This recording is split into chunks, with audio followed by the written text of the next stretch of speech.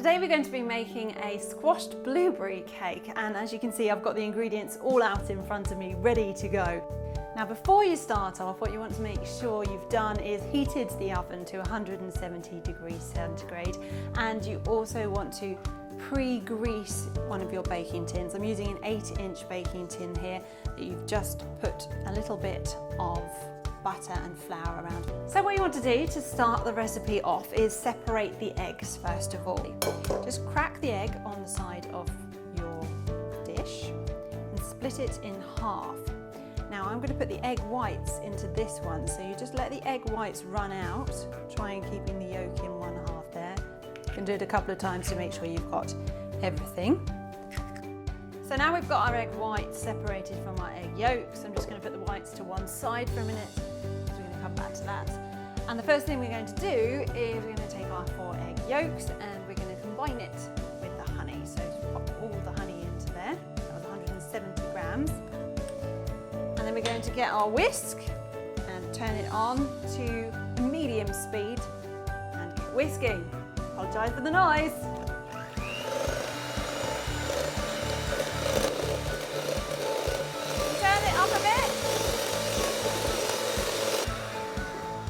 And there you've got a nice kind of creamy texture starting to form. Next thing that we're going to do is literally combine all of our ingredients into here apart from the blueberries. They're going to come later on. So 230 grams of the butternut squash going in there.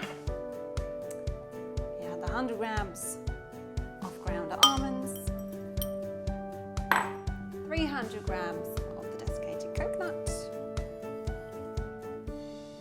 2 teaspoons of the ground ginger, and then 2 teaspoons of vanilla essence. And then we're going to combine this mixture all together. Now of course the ground almonds and the desiccated coconut act as a kind of flour in this instance. And that's why you don't want to put it on too high a setting, because otherwise you're going to see it all flying over the edge. So start off on a low setting, and really what you want to do is just combine all of the mixture together. It's quite a dry texture, and the eggs obviously soften it up a little bit as you go along. I'll tell you what, it's starting to smell amazing, but no testing just yet. Going to put that to one side and bring back the egg whites now, because now we're going to beat the egg whites until they're stiff. So I'm going to start off on a slow setting and then work up to a higher setting on my whisk here.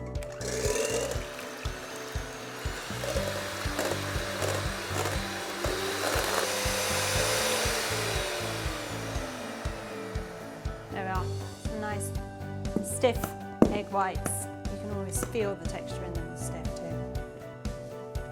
Put that to one side and bring back our other bowl, because now what we're going to do is combine them together. But just before I do that, I'm going to chop some of these blueberries up very quickly. The reason that I want to chop some of them up is because I would like for the juice of the blueberries to just merge into the cake a little bit.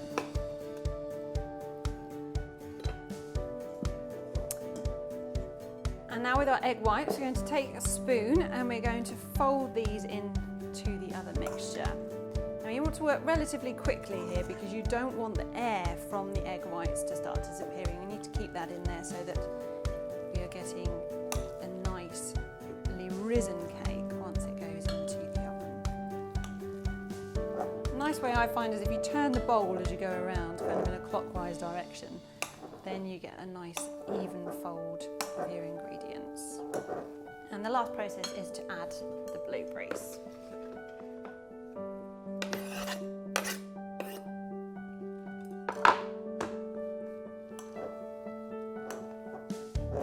Spoon the ingredients in.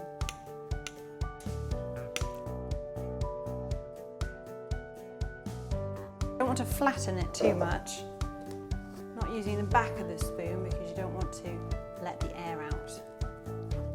And with those few extra blueberries, position them on the top.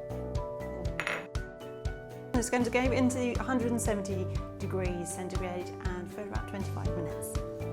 And after 25 minutes, you want to use a cake skewer or a knife if you don't have one of these available, and then just pop that sort of into the middle of the cake. If it comes out clean, you know that your cake's done. If it's not, then you just want to pop it in for another couple of minutes until you do get a clean skewer coming out. What are you going to do with your 25 minutes? Well, that wonderful job that everyone has to do of clearing up, that's a perfect thing. And then I think you need to make yourself a cup of tea. Get ready to enjoy